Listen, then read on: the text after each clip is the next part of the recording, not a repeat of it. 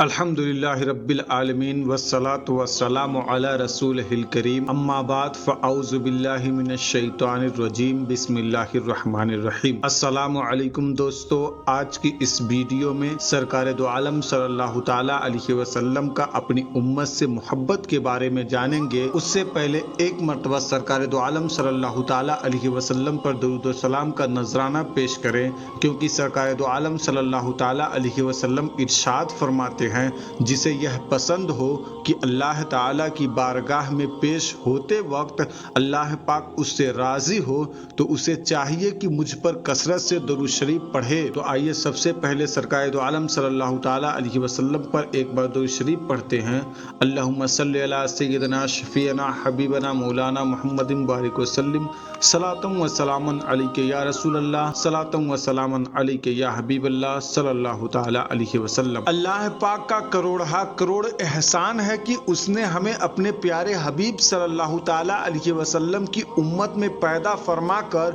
احسان عظیم فرمایا۔ مزید یہ کہ اپنے پیارے حبیب صلی اللہ تعالیٰ علیہ وسلم کا جشن ولادت منانے کی توفیق عطا فرمائی، جیسا کہ اللہ تبارک و تعالیٰ سورہ آل عمران میں آیت نمبر 164 میں ارشاد فرماتا ہے، لقد من اللہ علی المؤمنین اذ بعث فیہم رسولا من انفسہم یتلو علیہم آیاتہ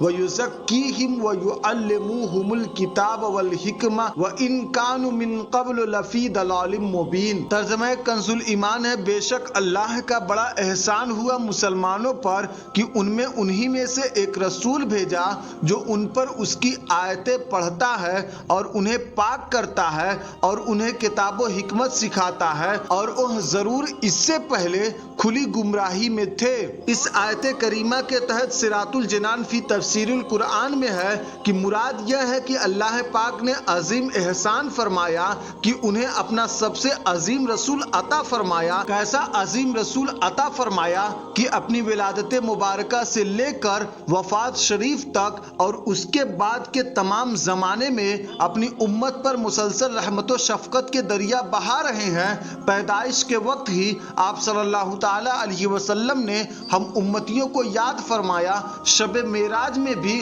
رب العالمین کی بارگاہ میں یاد فرمایا، وفات شریف کے بعد قبر منور میں اتارتے وقت بھی دیکھا گیا کہ حضور صلی اللہ تعالی علیہ وسلم کے مبارک ہونٹوں پر امت کی نجات و بخشش کی دعائیں تھی۔ راتوں میں جب ساری دنیا آرام کرتی، وہ رحمت والے حبیب صلی اللہ تعالی علیہ وسلم اپنا بستر پاک چھوڑ کر اللہ پاک کی بارگاہ میں ہم گنہگاروں کے لیے دعائیں فرمایا کرتے۔ قیامت کے دن سخت گرمی میں شدید پیاس کے وقت رب قہار کی بارگاہ میں ہمارے لیے سر سجدے میں رکھیں گے اور امت کی بخشش کی درخواست کریں گے، کہیں امتیوں کے نیکیوں کے پلے بھاری کریں گے، کہیں پلسرات سے سلامتی سے گزاریں گے، کہیں حوض کوثر سے سیراب کریں گے، کبھی جہنم میں گرے ہوئے امتیوں کو نکال رہے ہوں گے، کسی کے درجات بلند فرما رہے ہوں گے، خود روئیں گے ہمیں ہنسائیں گے، خود غمگین ہوں گے ہمیں خوشیاں عطا فرمائیں گے،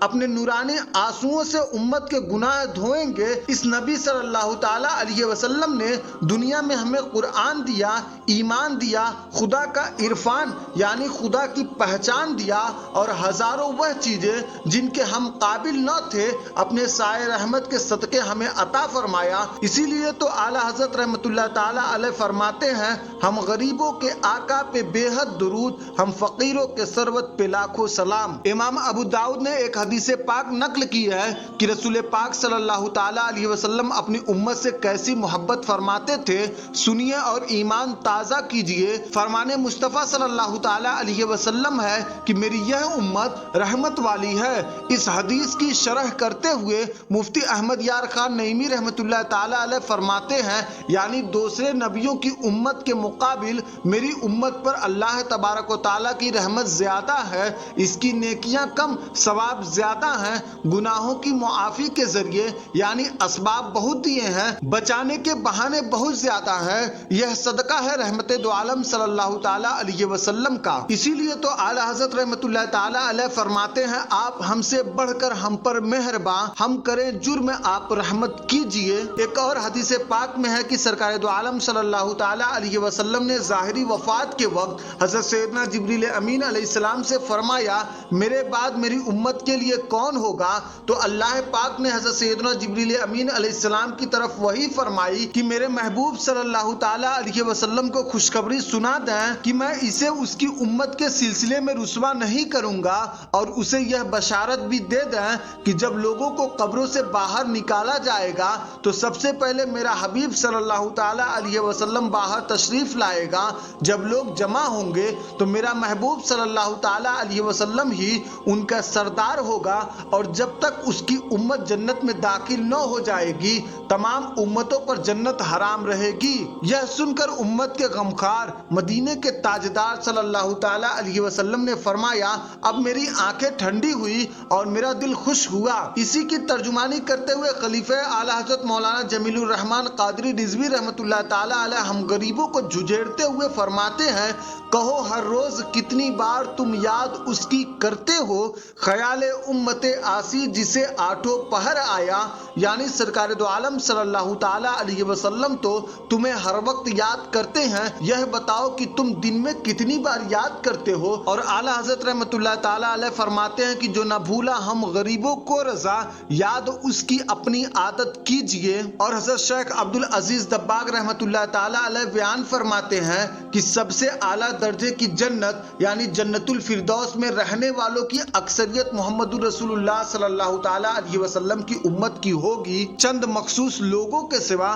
بقیہ ساری امت آٹھوں جنتوں میں سے سب سے اعلیٰ جنت جنت الفردوس میں رہے گی۔ رسول رحمت صلی اللہ تعالیٰ علیہ وسلم اپنی امت سے بہت محبت فرماتے ہیں، اس لیے کہ آپ صلی اللہ تعالیٰ علیہ وسلم کی خواہش تھی کہ آپ صلی اللہ تعالیٰ علیہ وسلم اپنی امت کو اپنی نگاہوں کے سامنے رکھیں۔ محدث اعظم پاکستان حضرت مولانا سردار احمد چشتی رحمۃ اللہ تعالیٰ علیہ فرمایا کرتے تھے کہ حضور پاک صلی اللہ تعالیٰ علیہ وسلم تو ساری عمر ہمیں امتی امتی یعنی میری امت کہہ کر یاد فرماتے رہے، قبر انور میں بھی امتی امتی فرما رہے ہیں اور حشر تک فرماتے رہیں گے۔ حق یہ ہے کہ اگر صرف ایک بار بھی امتی فرما دیتے اور ہم ساری زندگی یا نبی یا رسول اللہ یا حبیب اللہ کہتے رہیں تب بھی اس ایک بار امتی کہنے کا حق ادا نہیں ہو سکتا۔ ایک محبت کرنے والے نے کیا ہی خوب کہا ہے، جن کے لب پر رہا امتی امتی یاد ان کی نہ بھول اے نیازی کبھی، وہ کہیں امتی تو بھی کہہ یا نبی میں ہوں حاضر تیری چاکری کے لیے۔ ہمارے پیارے آقا صلی اللہ تعالیٰ علیہ وسلم اتنا خیال فرمائے کاش ہم بھی اپنے محسن آقا صلی اللہ تعالیٰ علیہ وسلم کی یاد کو صرف زبان سے نہیں بلکہ عملی طور بھی اپنی زندگی کا معمول بناتے ہوئے سنتوں کی چلتی پھرتی تصویر بن جاتے تو کیا ہی خوب بہتر ہوتا۔ اور امام حاکم نے اپنی مستدرک میں ایک حدیث نقل کی ہے کہ سرکار دو عالم صلی اللہ تعالیٰ علیہ وسلم نے ارشاد فرمایا انبیاء کے لیے سونے کے ممبر بچھائے جائیں گے، وہ ان پر بیٹھیں گے اور میرا ممبر باقی رہے گا کہ میں اس پر نہ بیٹھوں گا بلکہ اپنے رب کے حضور سیدھا کھڑا رہوں گا، اس ڈر سے کہ کہیں ایسا نہ ہو کہ مجھے جنت میں بھیج دیں اور میری امت میرے بعد رہ جائے۔ پھر عرض کروں گا یا رب امتی امتی، اے رب میری امت۔ اللہ پاک فرمائے گا اے محمد تیری کیا مرضی ہے، میں تیری امت کے ساتھ کیا کروں؟ عرض کروں گا اے رب تبارک و تعالیٰ ان کا حساب جلد فرما دے، پس میں شفاعت کرتا رہوں گا یہاں تک کہ مجھے ان کی رہائی کی چٹھیاں ملیں گی جنہیں دوزخ بھیج چکے تھے، یہاں تک کہ مالک داروغہ دوزخ عرض کرے گا اے محمد آپ نے اپنی امت میں رب کا غضب نام کو نہ چھوڑا۔